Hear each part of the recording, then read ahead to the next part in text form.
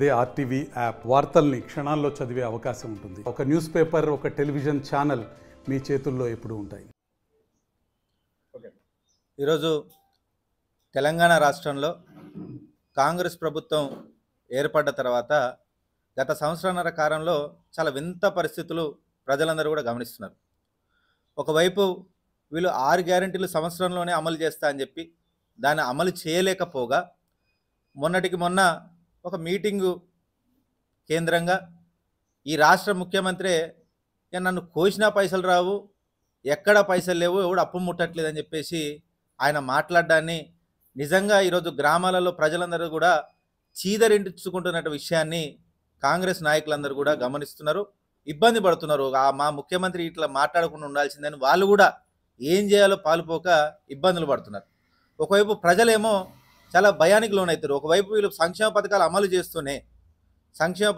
చేస్తూనే ఒకవైపు పైసలు లేవంటున్నారు. మరి నిండా మేము మొదలుపెట్టిన తర్వాత ఒకవైపు గృహాలకు సంబంధించి వాళ్ళు ప్రవేశపెట్టినటువంటి ఈ ఇందిరమ్మ ఇళ్ళ పథకం కావచ్చు, ఇవన్నీ ఏ విధంగా మొదలు పెట్టాలి, అప్పులు తీసుకొచ్చి చేసిన తర్వాత అసలు వీళ్ళు తిరిగి మాకు పైసలు ఇస్తారా లేదన్న అయోమయంలో ఈరోజు పెద్ద ఎత్తున ఈ తెలంగాణ ప్రజలు ఉన్న సంగతి కాంగ్రెస్ నాయకులకు తెలియజేస్తూనే ఇవన్నీ ఒకవైపు జరుగుతుంటే ఏం తెలియనట్టు, మాకు అసలు సంబంధమే లేనట్టు నిజంగా ఒకవైపు ఊసరి వెళ్ళి కూడా సిగ్గుపడుతుంది రేవంత్ రెడ్డిని చూసి. ఆయన అనే మాటలకు, ఆయన చేసే చాష్టలకు ఏమాత్రం పొందడం లేదు. పైసలు లేవంటాడు.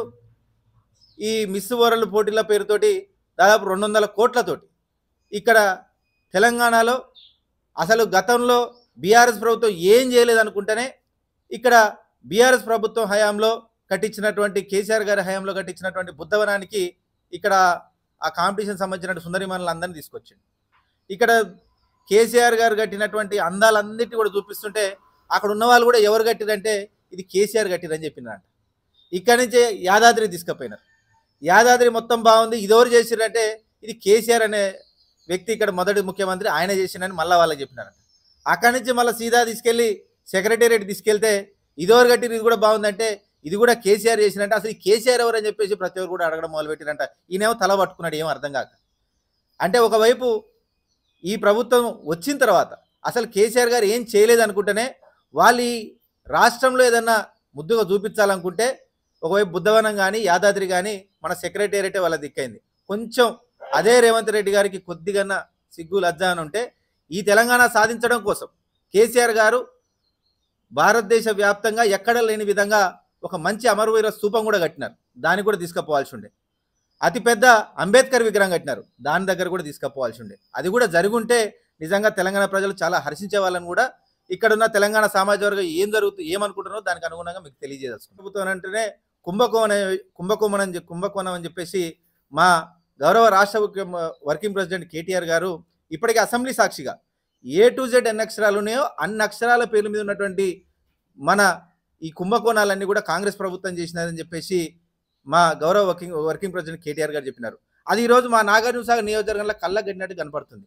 ఎందుకంటే ఒకవైపు రేవంత్ రెడ్డి ఏమో వాళ్ళ మీటింగ్లలో కాంగ్రెస్ ఉన్నటువంటి నాయకులకు ఏదో విధంగా న్యాయం చేస్తానని ఆయన హామీ ఇవ్వగానే ఇక్కడ మా ఎమ్మెల్యే ఫస్టే లేచిండు. ఏం చేసిర్రు, ఇక్కడ అందాల పోటీ పేరు మీద బుద్ధవనానికి దాదాపు 5 కోట్లు వచ్చినాయి. ఈ 5 కోట్లు టెండర్లు పిలవలే. ఆయన ఎవరొచ్చి వాళ్ళ నాయకులు అడిగితే నోటి మాట మీదనే రాసిరు తప్ప దాన్ని టెండర్ పిలవకుండా అడ్డగోలుగా 5 కోట్లు ఎవరికి ఇచ్చినారో తెలియదు. మేము ఆల్రెడీ అభివృద్ధి చేసిన అదే బుద్ధవనంలో 5 కోట్లు పెట్టి ఏం చేసినారో తెలియదు. కానీ మొత్తంగా దారాదత్తంగా ఇక్కడ ఉన్నటువంటి స్థానిక నాయకులకు రాసిచ్చడం జరిగింది. దీన్ని ఖచ్చితంగా ఒక ప్రభుత్వ సొమ్ముని దుర్వినియోగం జరుగుతున్నందుకు దీని మీద చర్యలు చేపట్టి దాని మీద మీరందరూ కూడా దాని మీద ఒకసారి పర్యవేక్షణ కమిటీ చేసి అక్కడ ఏం జరిగిందో ప్రతి ఒక్కరు కూడా ప్రజల సొమ్ము దుర్వినియోగం కాకుండా చూసుకోవాల్సిన బాధ్యత ఈరోజు కాంగ్రెస్ ప్రభుత్వం మీద ఉంది, కాంగ్రెస్ పార్టీ నాయకుల మీద అధికారుల మీద కూడా ఉందని చెప్పేసి మేము తక్షణమే దాని మీద కూడా ఒక కమిటీ వేసి అసలు ఆ పైసలు ఏ విధంగా దుర్వినియోగమైనాయో దాన్ని ఖచ్చితంగా తెలియజేయాలని చెప్పి మేము అందరం కోరుతున్నాం. ఇది ఒక్కటే కాదు, స్థానికంగా నిన్న మొన్న చూస్తే దాదాపు 3 కోట్ల నుంచి 4 కోట్ల వరకు బియ్యానికి సంబంధించి ఆంధ్ర ప్రాంతం నుంచి ఇక్కడ తీసుకొచ్చి మన తెలంగాణ రైతులకు రావాల్సిన డబ్బుని ఒక వడ్లని ఏదైతే వడ్లకు సంబంధించి మన ఆంధ్రాకు సంబంధించినటువంటి వడ్లని ఇక్కడికి తీసుకొచ్చి అమ్మడం వల్ల ఈ తెలంగాణ ప్రాంతంలో ఉన్నటువంటి రైతులు లాభపడాల్సినటువంటి పైసలని దుర్వినియోగంగా ఇక్కడ స్థానికంగా ఉన్నటువంటి కొంతమంది నాయకులు ఏదో వాళ్ళు మొత్తం కూడా తిన్నారు అని చెప్పేసి పెద్ద ఎత్తున నిన్న మొన్న పేపర్లు అందరూ చదువుతున్నాం.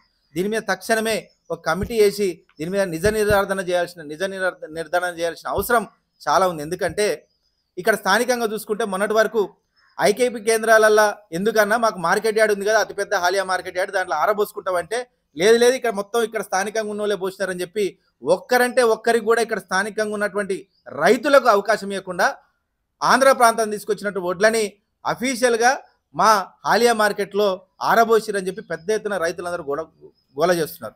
ఇంత పెద్ద గోల చేస్తున్నటువంటి వీళ్లకు అసలు ఏ రోజు ఒక్కరోజు కూడా సమాధానం చెప్పడానికి, ఒక రివ్యూ చేపట్టడానికి, కనీసం ఇక్కడ లారీలు రావట్లేవు, బస్తాలు రావట్లేవు, బస్తాలు ఇవ్వట్లేరు అని చెప్పేసి ఒక రివ్యూ చేయడానికి కూడా ఇక్కడ స్థానికంగా ఉన్నటువంటి ఎమ్మెల్యే ఎప్పుడు కూడా స్పందించలేదు. కానీ ఈరోజు చూసుకుంటే అతిపెద్ద కుంభకోణం ఆంధ్ర నుంచి దాదాపుగా 200 లారీల పైగా వచ్చినాయి. దాదాపుగా ఒక్కొక్క లారీ మీద 1,50,000 లాభం దండుకున్నారని చెప్పేసి వాళ్ళందరూ కూడా ప్రజలందరూ కూడా మాట్లాడుకుంటున్నారు. దాదాపు 3 కోట్ల నుంచి 4 కోట్ల వరకు కుంభకోణం జరిగిందని చెప్పి పెద్ద ఎత్తున వార్తలు కూడా రాస్తున్నాయి. దీని మీద నిగ్గు తేల్చి ముఖ్యంగా అన్నిటికంటే ముందేం చేయాలంటే ఈ స్థానికంగా ముఖ్యంగా ఏ తప్పు జరిగినా కానీ బలహీన సామాజిక వర్గాలనేమో జైళ్ళకు పంపిస్తున్నారు. కానీ జేవిరెడ్డి పక్కన ఉన్నటువంటి సామాజిక వర్గాలు మాత్రం ఆయన మంచి కాపాడుకుంటూ ఆయన పక్కనే పెడతాడు. ఇక్కడ జైలుకి పంపించిన వాళ్ళని మళ్ళా వెనక దొడ్డిదోవని వచ్చేసి మిమ్మల్ని కూడా నేనే కాపాడుతా అని ఒకవైపు కుంభకోణం చేస్తూనే మళ్ళీ వాళ్ళని ఏదో విధంగా కాపాడుతామని చెప్పేసి ముందు వెనక అడుగులేసుకుంటా ఒకవైపు బలహీన సమాజ వర్గాలనేమో జైలుకి పంపిస్తున్నాడు, ఆయన పక్కన వాళ్ళనేమో అమెరికా పంపిస్తున్నాడు. ఏదైతే మార్కెట్ కమిటీలో ఏదైతే మార్కెట్ యార్డ్లో అవి ఆరబోసినారో దానికి సంబంధించిన చైర్మన్కి కానీ మిగతా వాళ్ళని కూడా వాళ్ళ మీద చర్యలు తీసుకోవాలి. వాళ్ళందరినేమో అమెరికా పంపిస్తాడు, లోపల పెట్టుకుంటాడు. పాపం కింద వాళ్ళు చెప్పడం వల్ల చేసినటువంటి కింద పనిచేసినటువంటి చిన్న చిన్న వాళ్ళనేమో తీసుకెళ్లి జైల్లో పాలు చేస్తున్నాడు. ఈ రకంగా బలహీన సమాజ వర్గాలను ఇబ్బంది పెట్టాలి, ఆయన పక్కన ఉన్నటువంటి ఈ సమాజ వర్గాలను మాత్రం కాపాడుకోవాలని ఆయన ఆలోచనని నిజంగా ప్రజలందరూ కూడా గమనిస్తున్నారు.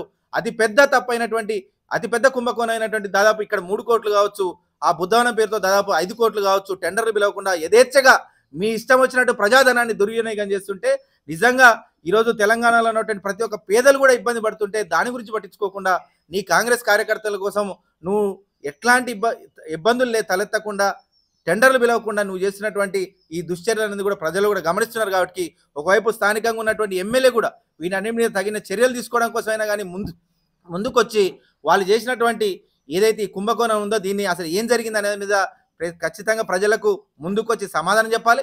దీంతో పాటు అక్కడ బుద్ధవనం పేరుతోటి టెండర్లు పిలవకుండా ఎందుకు ఈ విధంగా 5 కోట్లను దుర్వినియోగం చేసారో దానికి కూడా సమాధానం చెప్పాలి. అంట ఇక్కడ స్థానికంగా ఒకవైపు రైతు బంధు పడలేదు, రుణమాఫీ కాలేదు, మాకు ఇల్లులు ఇస్తాన్నాయి, ఏదైతే మీరు కొబ్బరికాయ కొట్టి బునాది తీసిపోయినారో దానికి ₹1,00,000 మాకు చెక్ ఇచ్చినారు కానీ ఇంతవరకు ₹1,00,000 మాకు అకౌంట్లో పడలేదని చెప్పేసి ఆ పైలట్ ప్రాజెక్టులో తీసుకున్నటువంటి గ్రామాలలో కూడా ఎవరెవరికైతే మీరు ఇల్లులు సెలెక్ట్ చేసిరో వాళ్ళు కూడా ఆ డబ్బులు బ్యాంకులు ఇంకా పడలేదని చెప్పి పెద్ద ఎత్తున ఇబ్బంది పడుతుంటే వీళ్ళు ఎవరిని పట్టించుకున్న పాపాన పోలేదు. ఒకవైపు ఐకేపీ కేంద్రాలలో ఈసారి అనుకోకుండా పెద్ద ఎత్తున అతివృష్టిలాగా ఎడాతెరిపి లేకుండా ఈ వానలు ఎప్పుడు పడితే అప్పుడు రావడం వల్ల పెద్ద ఎత్తున రైతులు ఇబ్బంది పడుతున్నారంటే ఇక్కడ వాళ్ళకు లారీలు అందుతున్నాయా లేదా, ఐకేపీ కేంద్రాలలో బస్తాలు ఉన్నాయా లేవా, ఇవేమీ పట్టించుకోడంట. ఒకవైపు ఖరీఫ్ సీజన్ మొదలవబోతుంది. ఇప్పటికైనా ఎరువులు వచ్చినాయా, దానికి సంబంధించినటువంటి పత్తి విత్తనాలు వచ్చినాయా, సరిపడా ఉన్నాయా లేవా, దీని మీద కూడా ఇంతవరకు రివ్యూ చేయట్లేదు. వీళ్ళందరికీ కూడా కేవలం ఆ సుందరీ మనులు ఎక్కడ పోతే వీళ్ళు అక్కడ పోవాలి. ఈరోజు వాళ్ళు ఏమైనా అడిగినరా, మీ ముఖ్యమంత్రి లేడు, మా పక్కన లేడేందని వాళ్ళు ఏమైనా అడిగినరా? ఒకవైపు రైతులు ఇబ్బంది పడుతున్నారు, ఐకేపీ కేంద్రాలలో నిత్య వసతులు లేవు, మాకు బస్తాలు లేవు, లారీలు రావట్లేవు, మా ధాన్యం వర్షంలో తడిచిపోతుంది, మా ముఖ్యమంత్రి లేడని ఒకవైపు అన్నం పెట్టే రైతు ఇబ్బంది పడుతుంటే ఈయన అందమైన అమ్మాయిలైనక ఆయన వెనక పడుకుంటా అవి చూడు ఇవి చూడని వాళ్ళకి చూపించుకుంటూ తిరుగుతున్నాడు. నిజంగా తెలంగాణ ప్రజలు అసలు జీవితంలో ఎన్నడూ కని విని ఎరగని మేము ఎప్పుడు చూడొద్దు అనుకున్నటువంటి ముఖ్యమంత్రి, ఈ దరిద్ర ముఖ్యమంత్రి ఇప్పుడే ఉన్నాడని చెప్పి పెద్ద ఎత్తున ఊర్లలో బాధపడుతుంటే మాకు కూడా బాధ అనిపిస్తుంది. రైతులు ఇబ్బంది పడుతున్నారు, అన్ని వర్గాల ప్రజలు ఏం కావట్లేదన్నా, అప్పులు తీసుకొచ్చిన ఆయన 2 లక్షలు తీసుకురామంటే ఇప్పటివరకు రుణమాఫీ వరకల్లా మొత్తం మా పిల్లం పుస్తకాలన్నీ తాకట్టు పెట్టి మరి కడుతున్నాం అని చెప్పి పెద్ద ఎత్తున ఇబ్బందులు పడుతున్నారు. ఈ ఇబ్బందులు ఏం పట్టించుకోకుండా ఒకవైపు అందాల పోటీలు అంటాడు, ఇంకోవైపు ఇక్కడికి వచ్చి నా చేతిలో పైసలు లేవు, నన్ను కోసిన పైసలు రావు, నేను జీతాలు ఇవ్వడానికి నా దగ్గర పైసలు లేవట్లే అంటాడు. ఒకవైపు స్థానికంగా మీరు ఎలక్షన్లు పెట్టకపోవడం వల్ల, ఒకవైపు సర్పంచులు లేకపోవడం, ఎంపీటీసీలు లేకపోవడం, ఎంపీపీలు లేకపోవడం వల్ల గ్రామాలల్లో ఎక్కడ పడేసిన చెత్త అక్కడనే ఉంటుంది. ఎక్కడ ఒకవైపు లైట్లు పోతూ ఉన్నాడు కానీ పరిస్థితి లేదు. పంచాయతీ సెక్రటరీలు అయితే అసలు మేమేమవుతున్నాం మాకు తెలియట్లేదు సార్, ఇప్పటికే మేమే దాదాపు 6 లక్షలు 7 లక్షలు అప్పులు చేసినాము, ఏం చేయాలో అర్థం కాలేని పరిస్థితి. ఒకవైపు గురుకులాల ఏదైతే ప్రైవేట్ స్కూళ్ళలో విద్యార్థులను వాళ్ళు చదివిస్తున్నటువంటి విద్యలకు గవర్నమెంట్ స్కూళ్ళ తరపు నుంచి గవర్నమెంట్ విద్యార్థులకు సంబంధించి వాళ్ళకి ఇవ్వాల్సిన రియంబర్స్మెంట్ ఏదైతే రావట్లేదో వాళ్ళ పిల్లల భవిష్యత్తు కూడా ప్రశ్నార్థకం అవుతుంది. వీటి అన్నిటి మీద రివ్యూ చేసి వీని మీద మాట్లాడే బదులు ఒకవైపు నీళ్లు బాగా ఇబ్బందులు అవుతున్నాయి, ఇవన్నిటి మీద రివ్యూ చేసే బదులు ఈయనేమో అందాల పోటీలను తిరుగుతాడు, ఇక్కడ స్థానిక ఎమ్మెల్యేనేమో అసలు నిమ్మకు నీరెత్తనట్టుగా. నిజంగా మరిన్ని వీడియోస్ కోసం ఛానల్ ని సబ్స్క్రైబ్ చేయండి, లేటెస్ట్ అప్డేట్స్ కోసం వాట్సాప్ ఛానల్ ని ఫాలో చేయండి అండ్ లింక్ డిస్క్రిప్షన్ లో ఉంది.